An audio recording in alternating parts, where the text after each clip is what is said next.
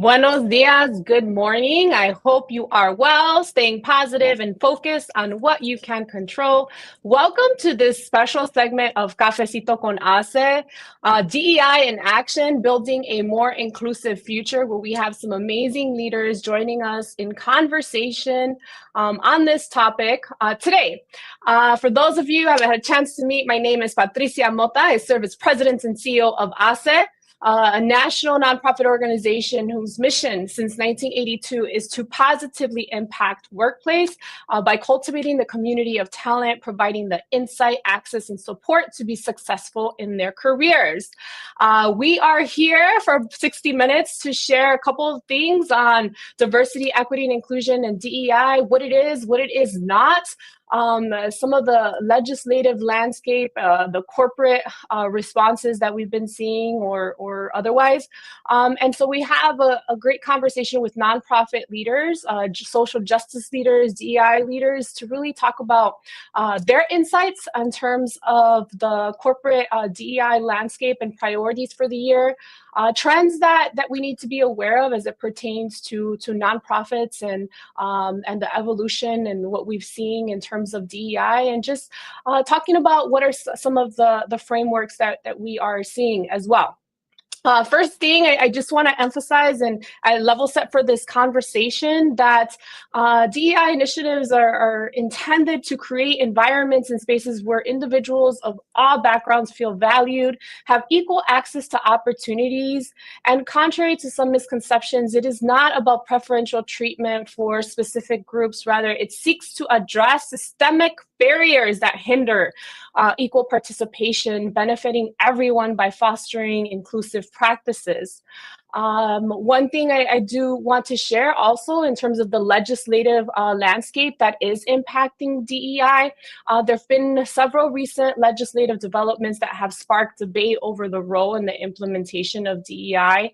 One of them being the HR 8706, the End of DEI Act, which has been proposed, and it aims to eliminate all federal funding programs and offices as it related to DEI across government. It has rescinded the Biden's executive orders on promoting equity and abolishes all federal diversity, equity, and inclusion offices. And then, of course, there's a lot of conversation that we see in terms of the potential ramifications of this. Another one in the nonprofit landscape that we've seen is HR 9495, which has also been labeled as the nonprofit killer, suggesting that it can empower the government to revoke tax-exempt status from nonprofits, including those engaged in DEI work, without due process, potentially stifling advocacy and community support initiatives. These are just two of many others that we've seen, and I know we'll hear from our leaders here today.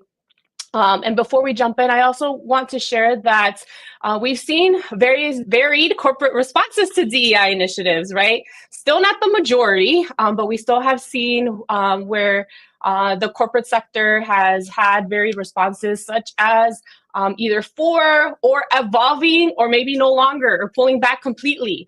So we'll talk a little bit about some of those as well, and balancing the legal considerations and DEI commitments. Companies may perceive scaling back as DEI initiatives as a safeguard against legal challenges, especially in the wake of the recent Supreme Court rulings and legislative proposals. And conversely, right, the business and moral imperatives, maintaining robust DEI programs aligns with the ethical commitments to foster inclusive workspaces for everyone. And so I'm looking forward to take a deeper dive in this conversation with you all. And so I'll ask that each of our guest speakers each introduce themselves here in this segment. And so we will start with Karen Freeman Wilson, who is our leader here in Chicago, because I am reporting from Chicago, who leads the Chicago Urban League. And so Karen, we'll start with you. Please share with us your background and who you are. Good morning, and thank you, Patricia, for giving such a wonderful and robust introduction about why we're here and the subject for which we're here. I'm Karen Freeman Wilson, President and CEO of the Chicago Urban League, and I have served in this role since January of 2020. Prior to that time, I served as the mayor of Gary, Indiana for 2 terms.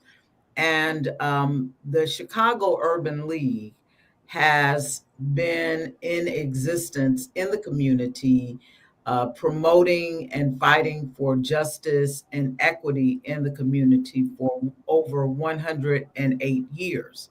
And as you might imagine, for something that has been in existence for over a century, you have to fight for those things in different ways in different decades. And so what I would say in just this introductory remark is that we have seen in each decade a different attack on what we're trying to do. And I think what's important today is that you see individuals from different ethnic groups, different backgrounds doing it together. And I think the other thing that is significant is that we will work together to develop ways in order to ensure that people have an opportunity. Because at the end of everything that we're talking about is really people wanting a fair opportunity to achieve their dreams for themselves and their families. I'll stop there. Thank you. Thank you, Karen. Looking forward to taking a deeper dive. And we have Linda Akutagawa, who is the president and CEO of LEAP. So tell us a little bit more about yourself and LEAP. Yeah, thanks for having me, Patricia. And Karen, that was a fantastic introduction. I am just really pleased to be a part of this conversation. Patricia, I just want to say, great way to start off 2025. Let's just dive right into this topic, in terms of coming out swinging on DEI, because I think if we don't, we're gonna make people think that we're gonna run scared, and that's not what we're going to do. And I think I absolutely echo what Karen was saying about all of our communities working together. I think most people tend to think that DEI brings in less than. I think DEI brings in more than. And I think we all need to remember that. And there are forces out there. And I'm going to say, I think from all of our diverse communities, as well as, other communities that will try to, I think, drive wedges between all of us and make it seem like segments of our community are, I think, not in support, and in fact are going to be complicit in dismantling it. And frankly, yes, there are going to be aspects of those folks in our community, but I think that's where, folks like us, our organizations become important in terms of, having that collaboration and solidarity, and making sure that people understand that DEI is an important part of just the DNA of this country. We are diverse, and we need to remember that. We need to ensure that, as Karen said, people do just want that fair opportunity. I don't think anybody is looking to get ahead, without, that actual fairness. And I should just say most people want it that way. And I think I think we know some examples of folks who have taken advantage of their families' privileges, I'll just say. And so, but I think that's what we're trying to do, is to work together to ensure that there's that fair opportunity. And I think being able to uplift this and keep the light shining on it is important, because I think there's these assumptions that, at the cost of one community or another, one is benefiting from it. And I don't think that that's really the case, especially, when we have these conversations, we could actually really talk about the facts. And I think there's a lot of misinformation out there. And I think we need to keep, that light shining and making sure that people know that, together we are definitely stronger. Thanks. Love that, Linda. And yes, keep the light shining. And this is a part of our attempt to continue to do that, right? And in collaboration and in unity. Marty Castro, who's the CEO of Casa Central, welcome. Thank you, Patricia, and thank you, Asa, for bringing us together, and my friends Karen and Linda for being part of this panel with me. I really appreciate the firepower that's here, because that's what we need, right? We need firepower to save DEI programs. And I am the proud product of affirmative action. And I've said that 1,000 times. I went to DePaul for undergrad, first in my family to go to high school and finish, first to go to college. And I got into one of the best law schools in the United States, the University of Michigan, through their special admissions program, which at the time was focused on Chicanos, Puerto Rican, and African-American students. And I got into that school and I did something with it such that I was able to get hired at the largest law firm in the world, Baker McKenzie, where I became a partner over time. And I would not have been able to do that if I was not qualified. The DEI programs of that day, affirmative action, gave us an opportunity to make an impact. And so similarly, we have allowed DEI, I think, to become an acronym. And what we here at Casa Central, we've been here for 70 years.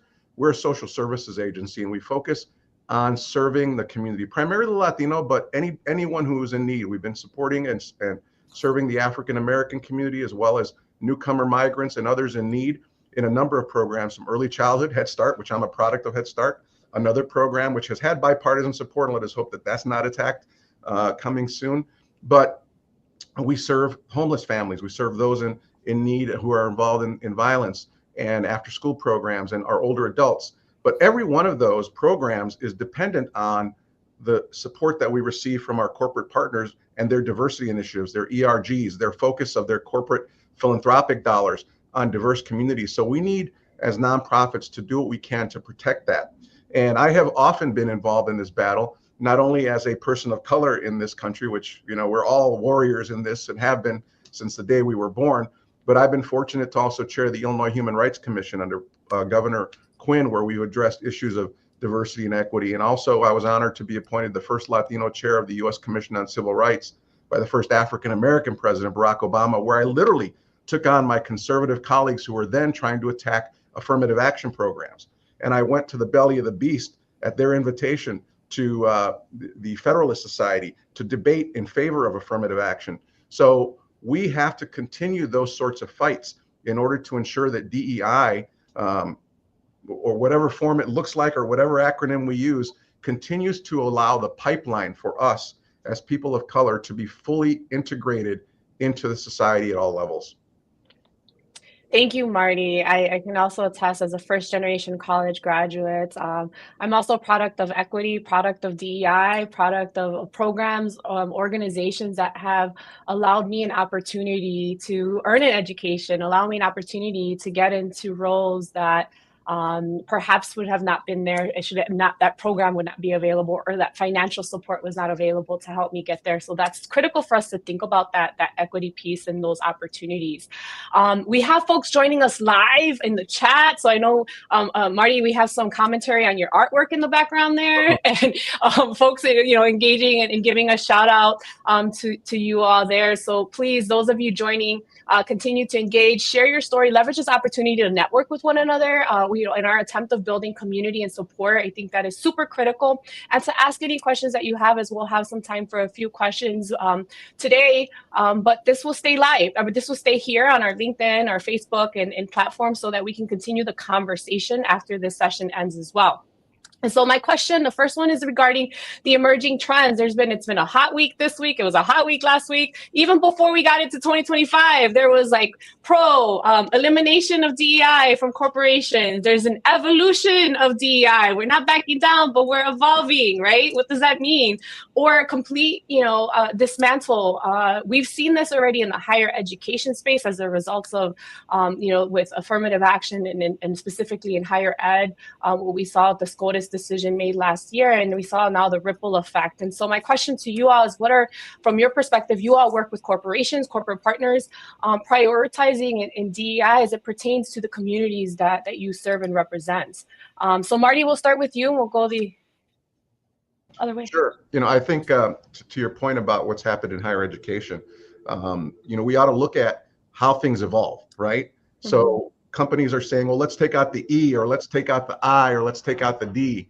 And, and to the extent that some companies do that, what can we do to prevent that? But when you look at when affirmative action was derailed, there were workarounds that we all kind of came through, right? You can't consider race, but you could consider interaction with race. So I am sure that as we focus on the evolution of DEI, we will be able to find those areas where we can still work around and achieve some of those same results. Maybe not all of them. For example, when affirmative action was attacked, the fact that many of us came through that pipeline have now created a critical mass of alumni.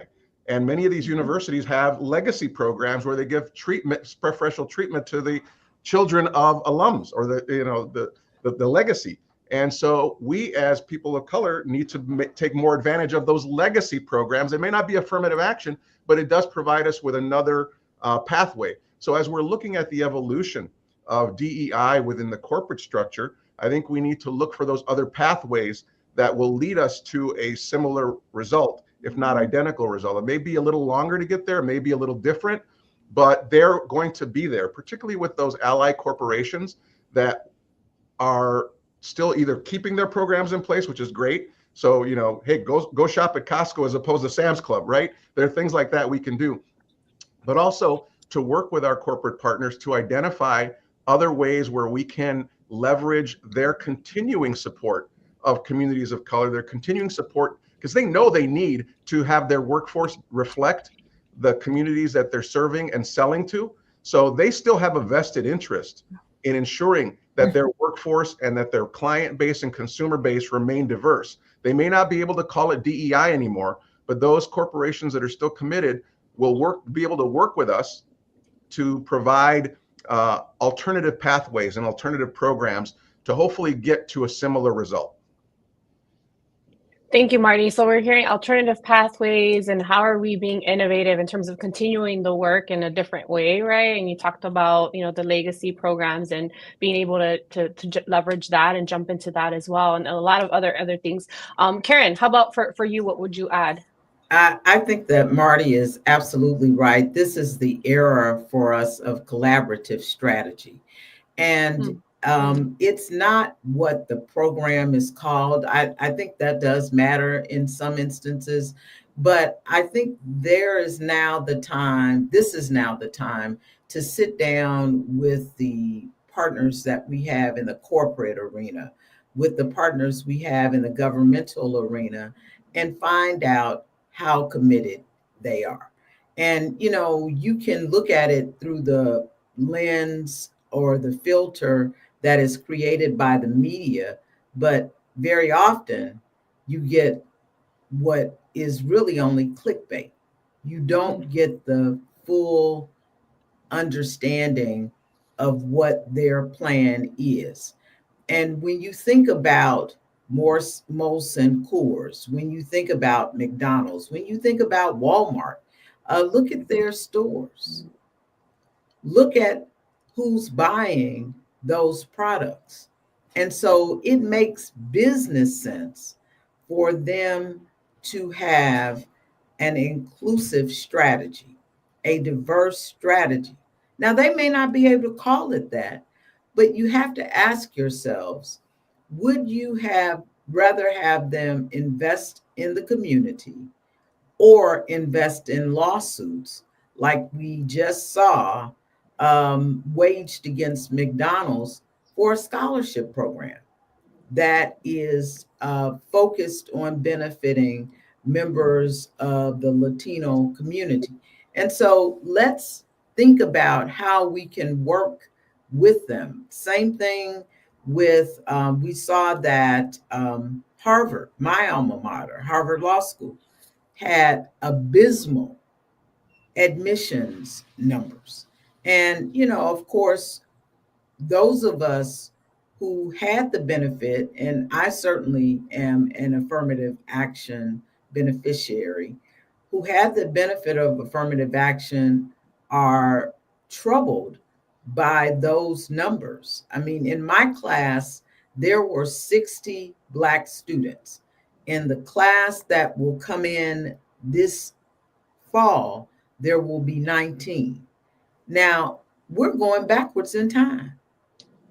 So I can either blast the university, which really doesn't do a whole lot of good, or I can sit down with the admissions officer to say, what are some things, some strategies, some initiatives that we can put in place that is consistent with the law as we understand it to be, but that will give everyone an opportunity at an education at this institution of higher learning. So it's going to be tedious work, but it's necessary work.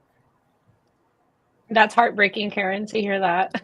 To say that that's a significant decrease. Linda, what would you add? Yeah, I think what struck me, you know, in terms of what Marty and Karen said is, I think about when the SCOTUS decision first came down. You know, the reaction wasn't or when I say the reaction, I'm going to say the actual implementable effects were not quite as immediately clear. We're, you know, 3 years out now, and we're now starting to see within this last year, you know, what the corporations are doing. And I think, you know, to Karen's point about it being tedious, I think, yes. And Marty said this too, you know, it may take some time. I think, you know, it's really gonna mean that I think this is the opportunity for us to really think out of the box and think about how are we going to change things up, because at the end of the day, maybe this might sound offensive, but green is the color that most people really, at the end of the day, the companies really care about.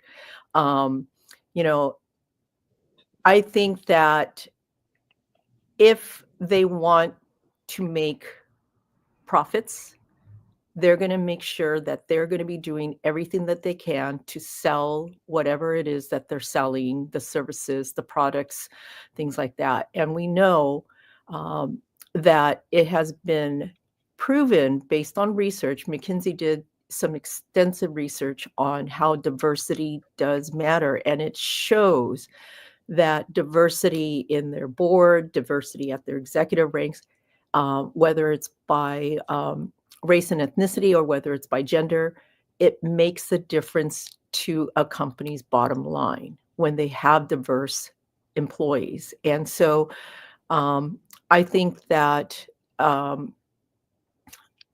know, I think that we all have to remember that we are all in some way, shape, or form beneficiaries of these kind of programs, whether or not we want to acknowledge it, whether or not we may be conscious of it. We are all beneficiaries of it, and that we have a responsibility to ensure that these opportunities and programs in some way, shape, or form is going to be there to ensure that that next generation of students and kids that are coming after us will have that same opportunity. Because as Patricia, you had said, it really is about dismantling the systemic processes that ensures that,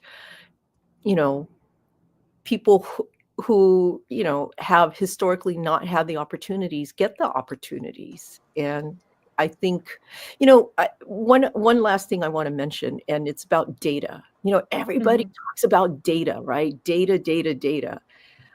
I am almost certain that in some way, shape, or form, every piece of data about consumer behavior, what we buy, where we buy, when we buy, all that kind of stuff is being collected on us. I have a hard time believing that who is buying is not being collected. I have a hard time believing that who is providing the services, who is doing the work in these companies, data is not being collected and cut in all different kinds of ways, because AI is allowing that, right? So we know that the data may be there. And I think we have to ensure and keep pushing to make sure that people look at this data, because, there's that saying, right? What gets measured gets done. And if you don't know what the data is saying about your workforce, then that means that they're missing out on opportunities. And I am pretty certain that there are companies that are not going to be missing out on those opportunities, because they, at the end of the day, want to make money. And they're going to figure out ways to make sure that they have a workforce, they have a marketplace that reflects the people who want to buy from them and who are going to be providing the service or the products that they want to buy. I just wanted to jump in because Linda raised, she talked about the programs, and Marty talked about the programs. We're all talking about the programs. What we're not talking about is why the programs exist. They exist because there is a long-standing history in this country that other people have been advantaged by the history of discrimination. All we're doing is leveling the playing field. Mm-hmm. And that's what people sometimes seem to forget. You're not giving me or Marty or Linda or Patricia an advantage just to give us an advantage. You're really leveling our playing field, because other people have had centuries, not just a year or two, but centuries of advantages. And while they're getting advantages, we are being castigated collectively.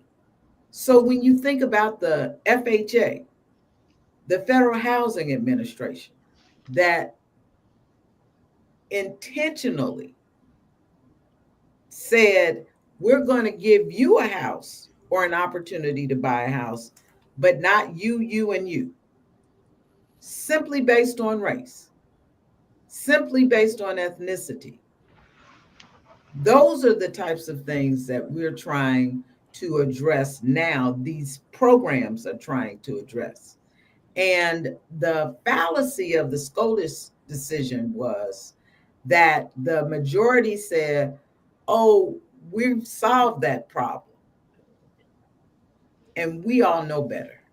Yeah. Yeah. And then the other thing on that, right? MIT was one of the first that published the impact of the rollback in terms of no longer specifically servicing their Black, Latino, and Asian. And so they went from having a 15% student demographic with those three to 5%. As a result. And so the trend that I would see in these employers and the corporations is that decrease in the disparities that will widen as a result of lack of benchmarking, whether it be internally or publicly, and that lack of accountability as it pertains to what DEI is intended to do. Marty, you wanted to add? Yeah, I wanted to add something. The points that Karen and Linda made, particularly as it relates to data and historic issues, is, you know, when the conservatives who are seeking to undo DEI and its impact, they're also free market people, right? They're also focused on the ability of the marketplace to make decisions as being preeminent, right? Don't mess with the system. Let the market do it. And I think we ought to push that point, because the data shows that Latinos buying power is $2.3 trillion. African American consumer buying power is $1.8 trillion. Asian American consumer buying power, all this in 2024, $1.6 trillion. Together, we're at $5.7 trillion in consumer buying power. That's almost 20% of the gross domestic product of the United States. It is greater than the gross domestic product of Germany. It is greater than the gross domestic product of France. It is greater than the gross domestic product of India. It is greater than the gross domestic product of Canada. It is greater than the gross domestic product of many countries in this world. And we ought to utilize that power to support those companies that are supporting DEI efforts, and not support those companies that are running away from it. Because when they see an impact on their bottom line, just like Starbucks and McDonald's saw with the anti-Gaza genocide protests, their stocks dropped, their revenue dropped by significant percentages. We have that power. And I know later on we're going to talk about steps we can take, but let us not forget that we have the power of the purse in this country now. We do. Thank you for sharing the data. And so my next question, because I know we have to move on, and Linda, I'll ask you in terms of the nonprofit focus and shifting in these landscapes. What should organizations like ours prioritize in order to continue to remain impactful in addressing the needs of the communities that we serve? Well, I think at the end of the day, we have to stay true to our missions. So for LEAP, our mission is to achieve full participation and equality for Asian and Pacific Islanders through leadership, empowerment, and policy. And, you know, if we were to stop doing that work, then our mission becomes void. And why then do we exist as a nonprofit organization? So as far as I'm concerned, you know, I feel like, you know, for my organization, we're going to stay focused on what we've been founded to do and what, you know, we've been working for over 40 years to do. And so I think that for all nonprofits, I think this is the conversation that everybody's having, but I do believe that, you know, all of us are saying the same thing. We're going to stay the course. We're going to stay focused. We may use different language to describe what we're doing, because as Marty had said earlier, you know, yes, language does evolve. And we're also seeing that even before all of these attacks on DEI was happening, we saw language evolving. You know, when I think about like the Gen Y, Gen Z generation, they have a whole different kind of set of language, and I'm trying to adjust to too. But I think, you know, at the end of the day, you know, as nonprofits, we need to stay the course. However, I think what also means, I'm thinking about from a funding perspective, you know, nonprofits, we all have to think about, you know, where's our funding coming from and how are we going to ensure that we have the support.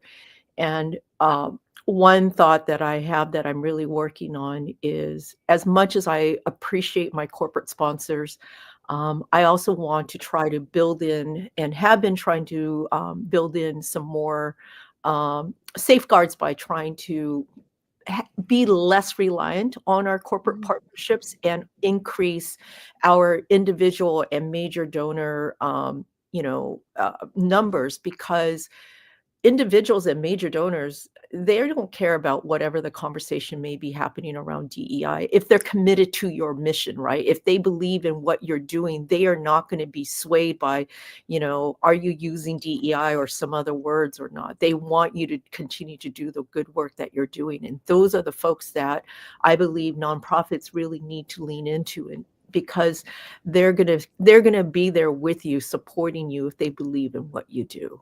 So that's one of the things that I think as nonprofits we're probably all going to be looking towards, is how do we diversify our funding base so that we don't become so reliant on, sources that may, blow with the wind depending on which way it's going. Yeah. Linda's exactly Marty, right. I think, allyship is extremely important here. Not only allies within corporate America, but also allies like the folks that are on this call and in this webinar. So for example, some things that we've done in the nonprofit sector during the Black Lives Matter movement, when there was some tension in the Latino and African American community here in Chicago, Karen, myself, and a group of other Latino and African American leaders came together and built an umbrella organization called 2/3 United, because 2/3 of the city of Chicago's population is Black and brown. And so we've been working together on initiatives that impact both our communities. And now one of those initiatives that Karen and I initiated through 2/3 United is that bringing our communities more strongly together is I serve on the Urban League board now, and Karen serves on Casa Central's board. And as we presented these ideas to our funders, particularly our foundation and corporate funders, they're like, this is a great idea. It's not an official DEI program, although, when we're responding to donors and grantors, we say this is part of our DEI strategy. It's really about bringing together individuals and learning the value that we each bring to each other. Someone in the comments said we should not use the term beneficiaries because it has sort of a view, and it's a good point. But at the end of the day, who is the real beneficiary of our communities being advanced? It is society as a whole as the beneficiary. So programs like the 2/3 United effort that we put together, this joint leadership within our diverse organizations in terms of board support, has been intriguing to our corporate and foundation supporters. And they can provide us with grants to expand these kinds of programs without necessarily being a DEI program, right? This is about bringing innovative ideas to the nonprofit realm and being able to address societal issues that are impacting communities that have been disadvantaged. So there are ways that we can, again, provide opportunities for our corporate partners, as well as our non-corporate partners, to support us in efforts that still have an impact on diversity, equity, and inclusion without necessarily calling it that. So I do want to, because we want to open it up for questions right after this next one now. And of course, we need a lot more time. This could take a full day. We haven't even touched on everything, right? Because I know there's a lot more that's happening that this impacts, right? And I just want to make sure that you all joining us know that, right? There's also a bill that affects our undocumented community. And when I talk to some of our business leaders, you're not hearing this publicly, but they're concerned about their workforce and those that potentially will face deportation. So that's a whole nother, aspect of this conversation.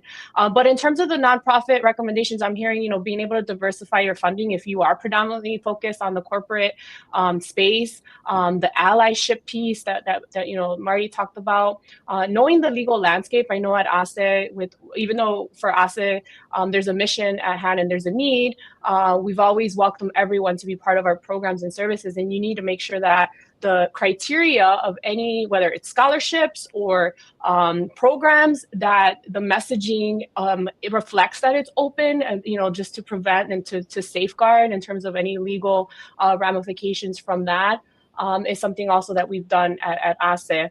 And so whoever wants to start off with this next one, I'm going to combine our last two questions regarding whether you want to talk about language and messaging that we need to consider, or strategies for us to ensure that we continue to do this work in our own areas.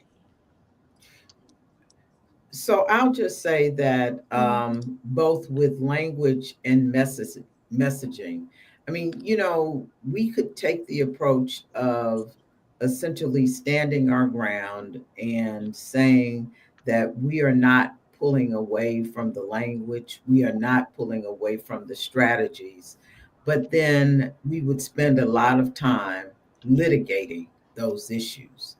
I think that we need to, one, share what the law says so that we can all be aware and educated on what the law is, what the rules of engagement are, and then let's operate and maintain our focus and our missions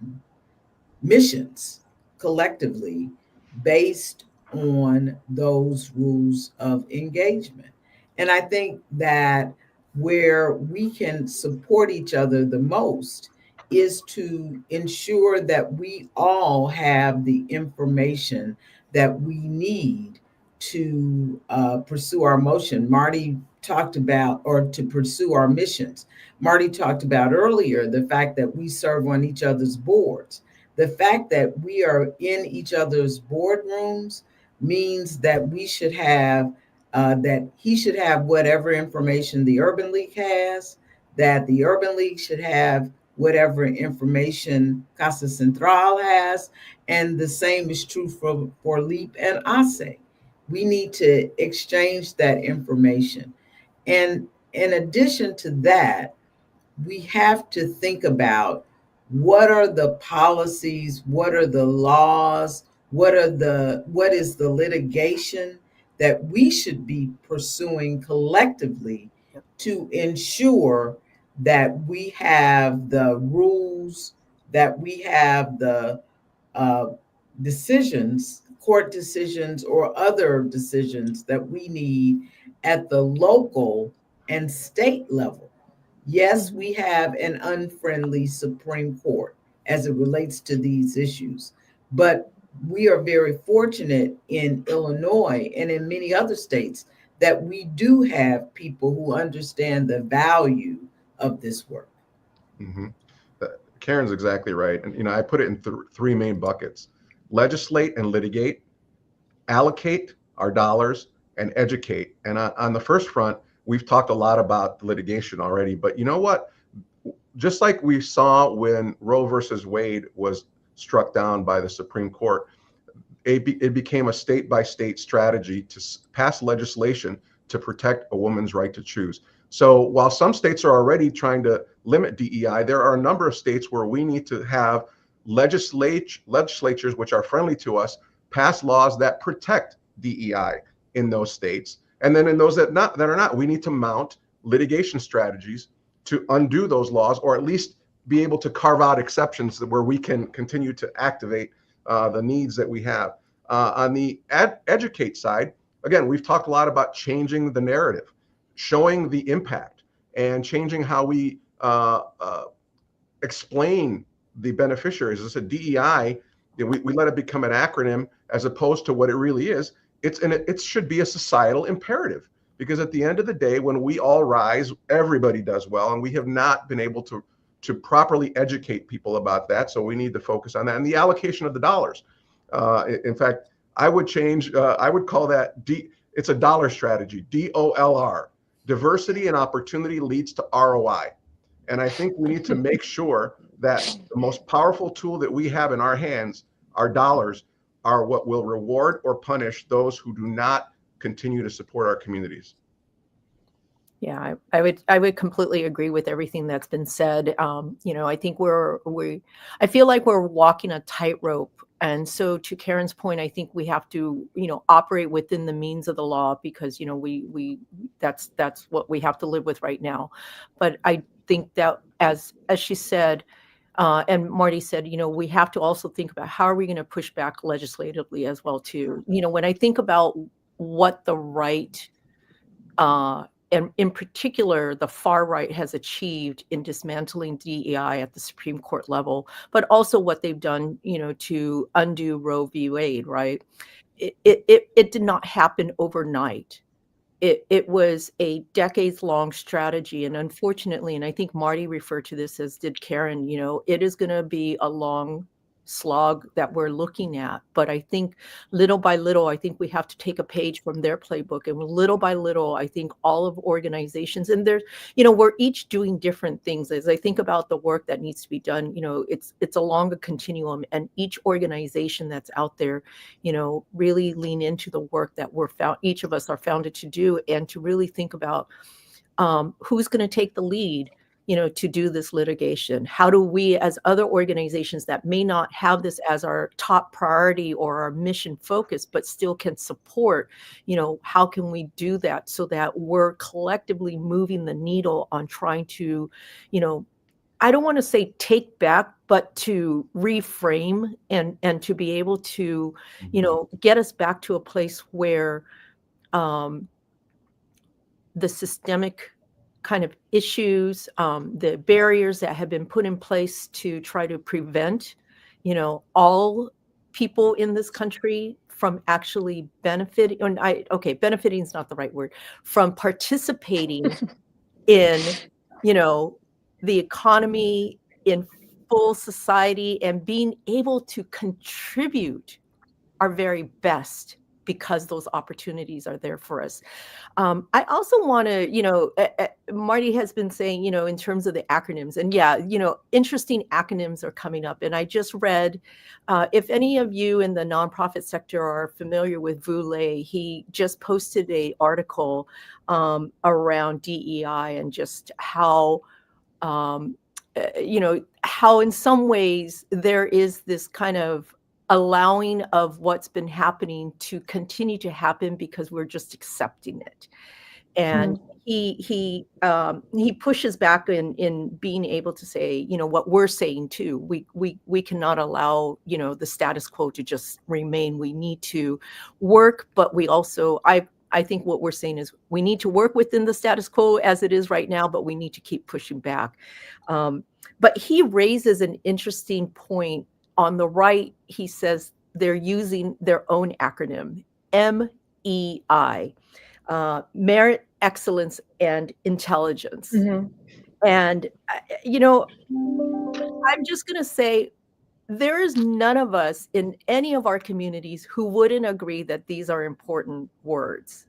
However, merit is subjective. Excellence is subjective. Intelligence is subjective, despite what I think people will say. And I say it's subjective because let's look at all of the, different kinds of books, reports, talking heads who have said intelligence is only XYZ, right? Excellence is only XYZ and merit is only XYZ.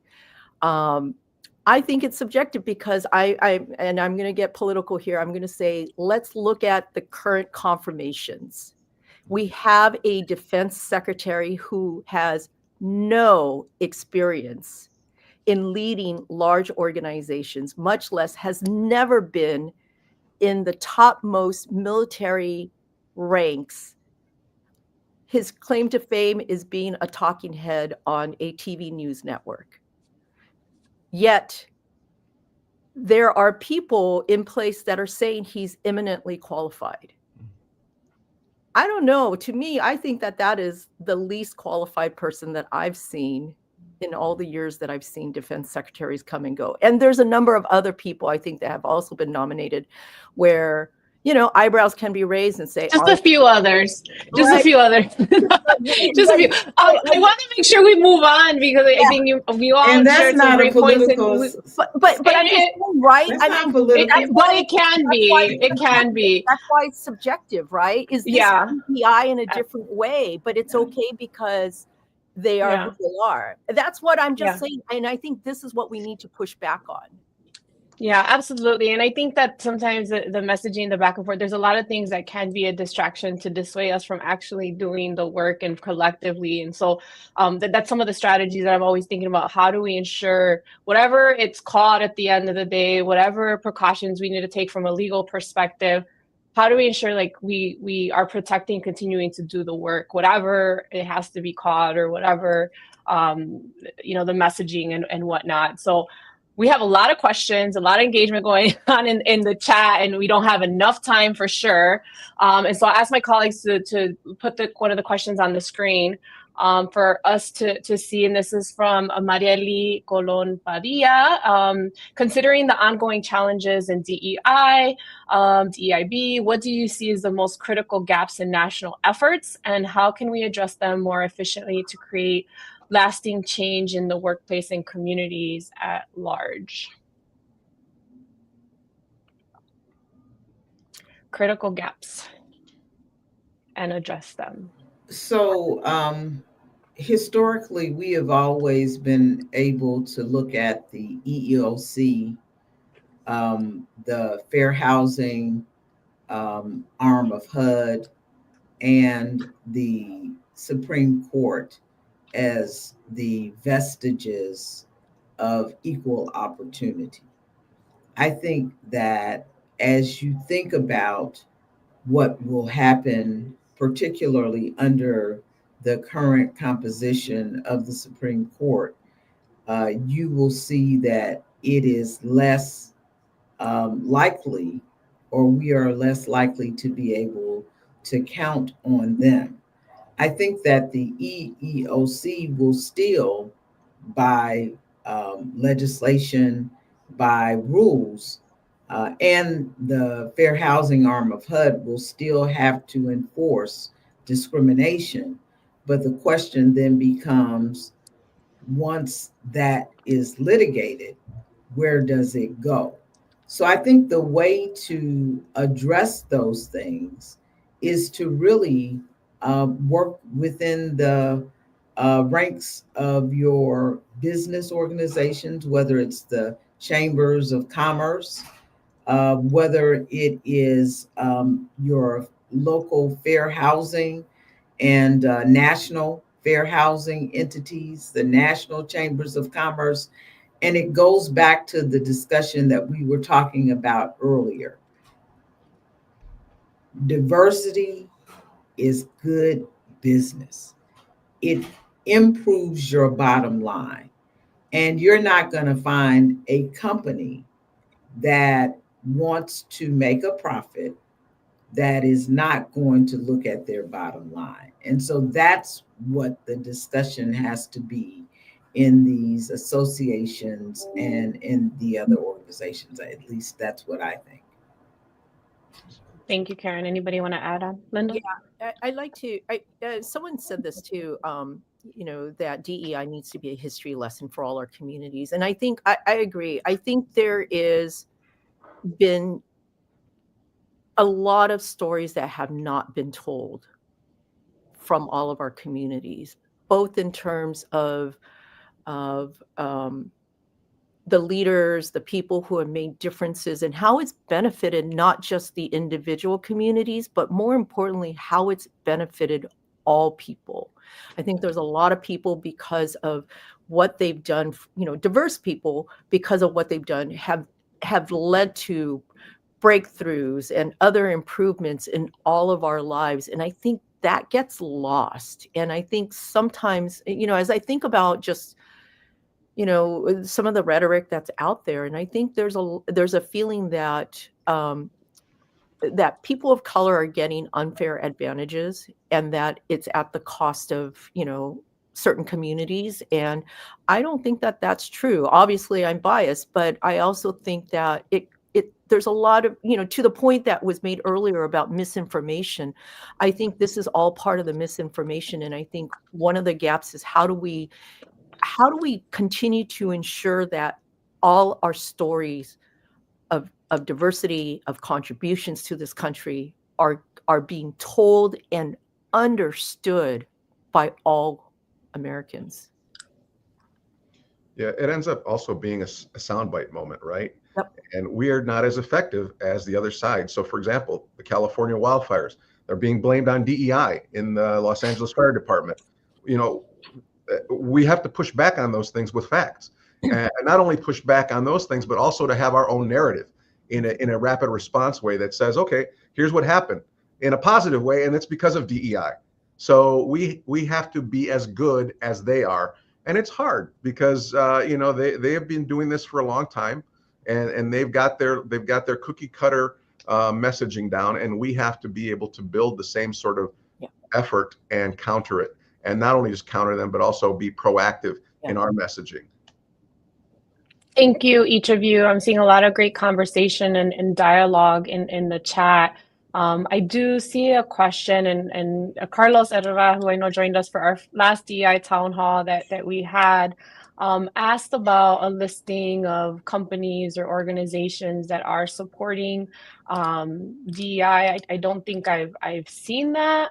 But I don't know if anybody's aware of that or has any recommendations on that. Karen? There's actually a site. I'm going to see if I can get it before we get off. Okay. Because there's a site that tells you which banks, I mean, it goes the full gamut about who's supporting and who's not.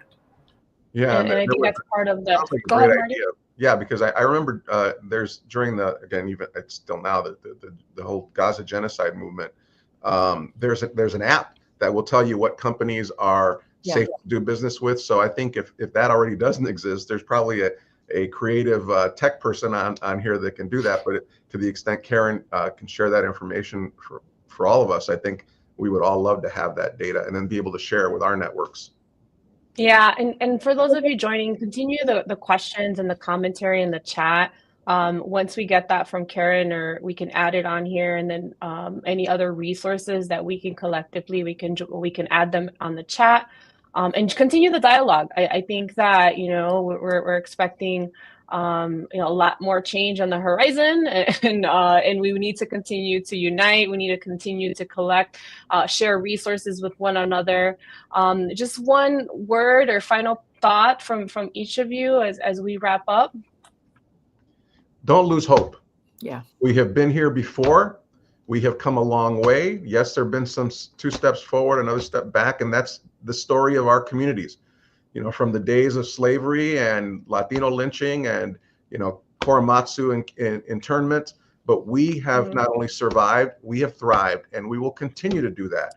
But we always have to remember to rely on each other in the times that are darkest, because we will, once again, get back to where we need to be, and we will get to that promised land that was promised to us, because at the end of the day, there are going to be more of us, and we have the resources, and we just need to make sure that from the very beginning, our children are educated, and not only about what is happening in the world, but also receiving that solid foundation of education, so that regardless of what programs are out there, we are well prepared to take our role in leadership in this country when it is our turn. Don't lose hope. Not at all. Karen or Linda? I'll say stay the course. You know, let's not, and echoing what Marty just said, yeah, let's not lose hope. I mean, we got to continue to be that, you know, shining the light on the benefits, and making sure that we don't let people, you know, feel like we're going to be marginalized again, or pushed to the margins, and that we're not going to be snuffed out. So we're going to stay the course, and let's continue to, you know, really lean into the hard work that's coming. But we need to do it. It's important. Stay the course. Thank you, Linda and Karen. I would say first we need to understand and embrace the strength that comes from coalitions. We are proof positive of that, not just in this conversation, but in the work that we do daily through 2/3 United and other collaborative efforts. And then, in the words of the great poet James Brown, I don't want nobody to give me nothing. Open up the door. I'll get it myself. Here, here. Yep. Here. Embrace the strength behind coalitions. So please join me all in thanking our amazing speakers for their time, their insights, and for their courageous leadership above anything, in a time and place where the rhetoric against our work in DEI is being challenging us in a time that we know it's so even more critical. I wanted to share just a few closing remarks before we wrap up here today. And in affirmative action, DEI, business imperative, multicultural growth, social justice, call it what you want. I think the point here is to provide people who have traditionally been marginalized or underrepresented with access to opportunities, access to people, meaningful jobs, resources, so that everyone has a shot to achieve their version of the American dream, to attain a meaningful job, earn education, to achieve their own personal and professional aspirations. This is the inclusion part of and belonging of the DEI work. And in an equitable manner, where we can meet our communities, we can meet individuals where they are with these resources, these opportunities, whether it be in their language, in the form that's accessible to them. And this is part of the work that we need to educate everyone on and share, those of us that are familiar with what this work is and is not. And the truth of the matter is we can sit here and also argue regarding terminology and the rollbacks. But I think for us, and the intention of these types of conversations is to take a deeper dive and in getting the data, the facts, the dollars to push our agendas forward. And in a time and place with the new administration that's upon us, the challenges that are foreseen with the new administration, on top of AI and emerging technologies that are moving at a rapid pace, we cannot afford to spend time on the language, but we must evolve, adapt, and pivot so that we can continue the intention behind the work of what DEI is intended to do. We're challenging the name of DEI or the rollbacks evolutions that we're seeing externally and the long-term impact our work? Absolutely, no doubt. I know this is a big concern, especially when some of these announcements include no longer benchmarking or the accountability aspect. And on top of, as I mentioned, with AI and emerging technologies that inherently have challenges with bias, inherent bias, my fear is, and I think all of us is in terms of the gaps will widen because they will. And whether the companies admit it or not, the companies are leaving an impression on the current and the future workforce of America. They are watching. And the data is very clear, not just because increasingly we're becoming more diverse in terms of intersectional and different communities that are now increasingly represented in terms of demographics, but Gen Z's commitment to DEI, which will be a good majority of the workforce, are watching. And the data time and time has showed that 83% of Gen Z respondents consider an employment's commitment to DEI, and 75% would reconsider applying to a company where they're not following DEI or promoting DEI efforts. There will be long-term ramifications, and as we've said here, right, we want to continue to our friends. I said, don't lose hope. Let's stay the course. Let's embrace the strength behind coalitions and be on the right side of what is the right thing to do. And as I mentioned earlier, data is clearly on the side of the increasingly diverse and intersectional countries and workforce, but will that be enough? And so my call to action to everyone, to our peers in the nonprofit space, let's lean into the data, the facts, let's unite us, and let's continue to focus on the work. And I'm hopeful that we can continue to do it with our united missions. To our partners in higher education, I acknowledge that you've already felt the grunts of this with the affirmative action work. Lean into us to support, and we'll continue to be here and be your partners. To our corporate partners, we, of course, all wish you would stand up and be more courageous in terms of the work. But we also understand, right, you're mitigating the risk and the legal battles that you wish not to fight so that you can focus on the work. And that's not inclusive of all, but please don't lose sight of the intentions of DEI, the leaders that you work for and their true intentions. And if you do get a sense it has nothing to do with legal in terms of the values and how the company is functioning, but an attempt to end wokeness because the white man is being left behind, let's please wake up. To our students, employees, and our ACE alumni and members, especially all of you that are struggling with this, because we had many conversations. I'll say what I always say during our cafecitos. Focus on what you can control. You are capable of still making a difference for yourself, for your others. You are resilient. We know how to adapt and make change possible. Continue to lean onto ACE. We are here to support you along the way. Thank you all to joining us. Please join me in thanking again Linda, Karen, and Marty for joining us. And stay tuned for additional conversations. Hasta la próxima. Till next time, everyone. Thank you. Thank you. Thank you.